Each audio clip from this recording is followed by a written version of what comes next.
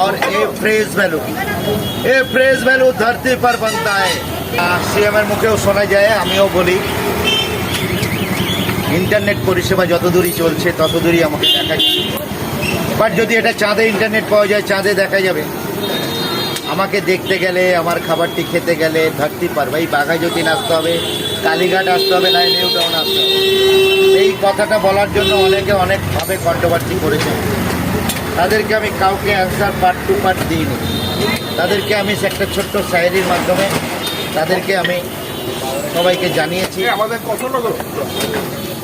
যেটা রসনি চাঁদ সে হতি है सितारों से नहीं, रसनी चाँद से होती है सितारों से नहीं। दीजिए उन्हें डिजिटल करो, बाघाजुद्दीনের फोन पे करो। और ये फ्रेज वैल्यू धरती पर बनता है, आसमान से नहीं।